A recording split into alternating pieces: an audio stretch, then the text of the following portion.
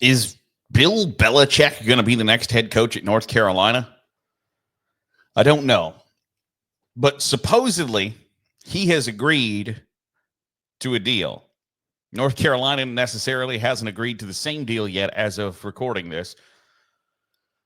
And I understand on the surface that Tar Heel fans should be excited about this. This is a big-time NFL head coach coming to coach your program. It's a pretty big ego boost that one of the greatest coaches in NFL history wants to get back in the coaching game to coach your program.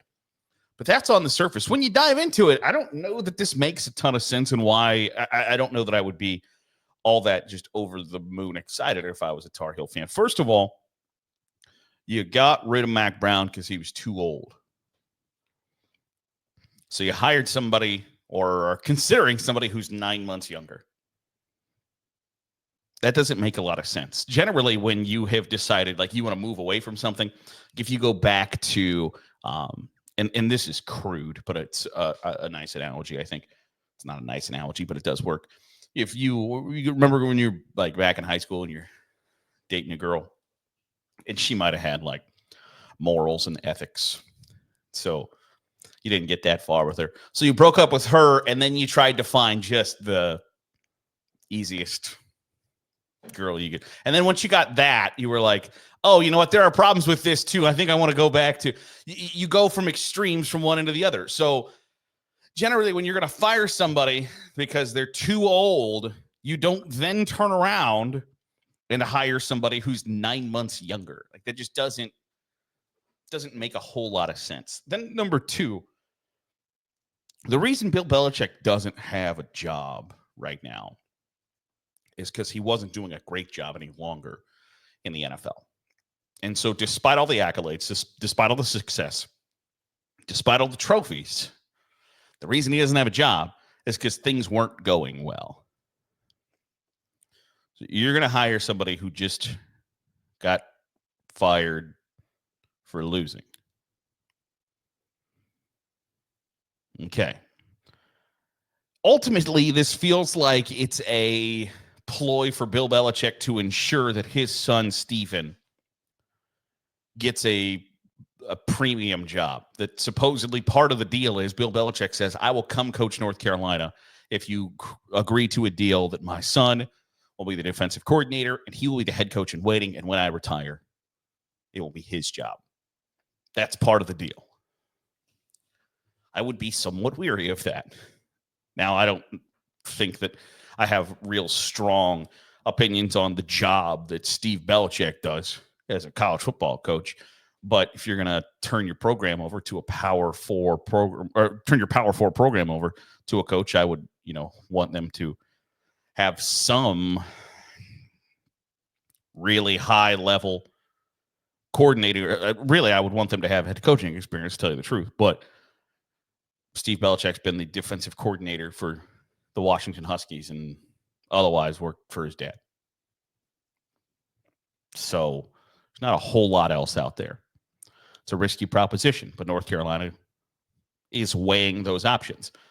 But maybe most importantly, if you look at the track record of coaches who have been kind of established NFL coaches, I'm not talking about Bobby Petrino going to Atlanta for 13 games and then coming back to college, or Nick Saban coached the Dolphins for 2 years or whatever. Steve Spurrier coached the Washington Redskins. I mean, coaches who were established head coaches in the NFL, and they came down to college. That track record isn't great. That track record doesn't instill in me, if I'm a North Carolina booster, trustee, athletic department member, whatever, it doesn't instill in you a lot of faith that this is going to work.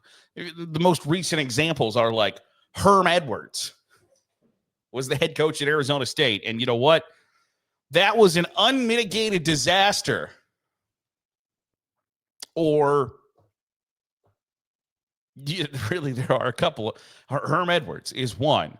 You go to, and by the way, this isn't like Lovie Smith. Lovie Smith was the head coach of the Bears, coach in the Super Bowl. Was the head coach of the Tampa Bay Buccaneers. Came to Illinois. Did it work? No, it didn't. Now, it's not completely unprecedented that somebody can't become an NFL head coach drop down to college and find success. Like Pete Carroll did it at the highest level. He was a head coach of 2 different NFL franchises, went to USC and found ridiculous success. It's not unfounded, but just the track record overall generally doesn't make you think that somebody who spent the overwhelming majority of their career in the NFL comes to college football and finds success. It just doesn't really happen that way, or hasn't happened that way, I guess. Now, Bill Belichick could be the outlier, could be the difference that changes that narrative. I wouldn't have a lot of faith that that's going to be the case. The one thing that I think would be kind of the biggest thing that would give me pause is the idea that Bill Belichick supposedly wowed North Carolina brass when he interviewed, because he had a 400-page manifesto of how he would run a college program, which is like, that is impressive. There are probably not a lot of candidates and interview subjects that have 400 pages on how we're going to run this thing. At the same time, the explanation Bill Belichick gave Pat McAfee on, like, if I were going to do this, this is how I would do this, is sort of the like, yeah, of course, like, we're going to make this into a program that's going to develop talent for the NFL. Oh, wow, you and everybody else. The idea that everybody in the Power Four doesn't view that as one of their recruiting successes, that they can go tell kids, if you come here, we are going to prepare you for the NFL. That's not going to separate North Carolina from anybody else. It's not going to separate North Carolina from the Alabamas to Texas, Ohio State, Michigan, Notre Dame, USCs of the world. That's going to be the same recruiting pitch. And despite Bill Belichick growing a personality in recent years with the Manning cast, with the Pat McAfee show, his overwhelming reputation is this kind of boring, stuffy guy who is not necessarily going to relate to today's college football players. Now, I understand the jokes that, well, he got a 22-year-old girlfriend, so he's doing something right there. Money will do that for it. But when your prominent argument for why you should be considered as a college head coach is, I've got NFL experience and we're going to prepare players for the NFL, there are 2 things wrong with that. One of them is obviously like, yeah, you and everybody else are going to try to prepare kids for the NFL.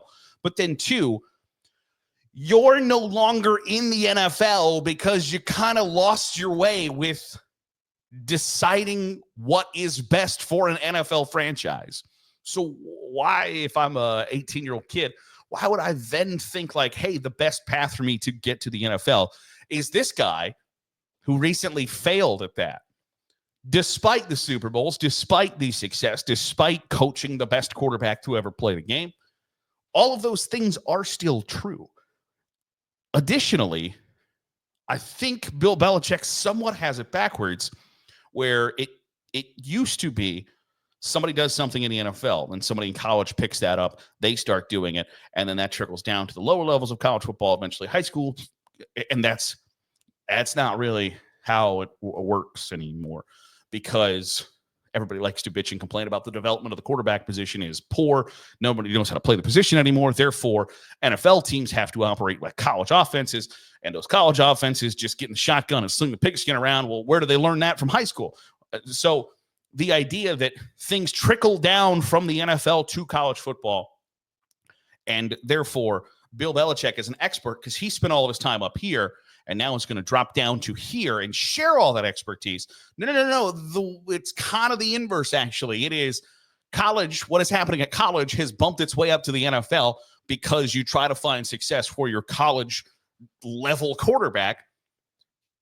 And so you've got it backwards, which doesn't necessarily instill in me the idea that this is going to work if, in fact, it is what ultimately happens. Now, would it be the kind of quintessential win the press conference, win the news cycle, etc.? Yes, absolutely 100%, because it will be on the bottom line on ESPN. It'll be talked about on First Take. It'll be the subject of numerous sports talk radio shows, podcast, obviously, etc.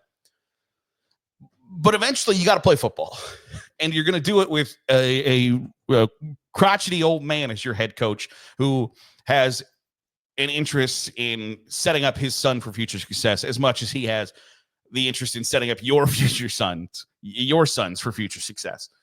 So I just don't know that this is a match made in heaven. Will it feel good at first? Yes, until it's time to play football.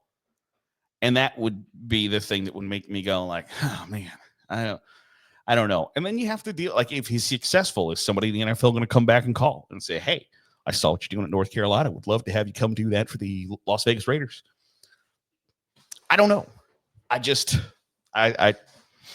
don't think it works. I don't think Bill Belichick is equipped to recruit in 2024.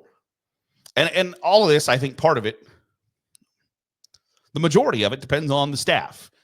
If you can get a bunch of NFL assistants, former NFL assistants and coordinators to come work at North Carolina, maybe it works. Maybe that's the selling point of, because the idea of like, we're going to have these guys get a good nutrition program and weight program. Yeah, you and everybody else, bro. You are not separating yourself from the pack at all. When literally all the things that he's saying, this is what we're going to do to be successful, are things that college programs are already doing. And so when you kind of show that complete ignorance of like how the game operates at that level, it gives me a pretty big pause of like, I don't think you're going to be successful. Now, maybe he just floods the staff with NFL guys, with NFL position coaches, NFL coordinators, and that is an undeniable like, hey, these people have done it at the highest level. They know what it's going to take to get you to that highest level. That might be it. I don't know. But the idea of like, we're going to have good strength and nutrition programs. Bruh, I think when you close your eyes and picture college football, you're thinking 1984 and not 2024, because your eyes would or should have been opened by now. And the fact that they aren't is the biggest thing that makes me think, I don't know if this is going to work, man. So we'll see. I'm going to wait with bated breath to see if there is a Bill Belichick and North Carolina marriage in the future. But if it is, don't count me as somebody who thinks this is going to be a smashing success by any stretch of the imagination. But I want to hear from you. Do you think Bill Belichick can be successful at the college level? Let me know in the comments below. That'll do it for today's episode of the Daily Huddle. Appreciate you making us a part of your day, however it is, wherever it is you're doing so. If you're watching on YouTube, hit the subscribe button. Make sure you're getting all the great college football content we are pumping out. If you're listening on the podcast feed, drop a 5-star review. It goes a long way in helping out the channel. I'll see you tomorrow for another episode of the Daily Huddle.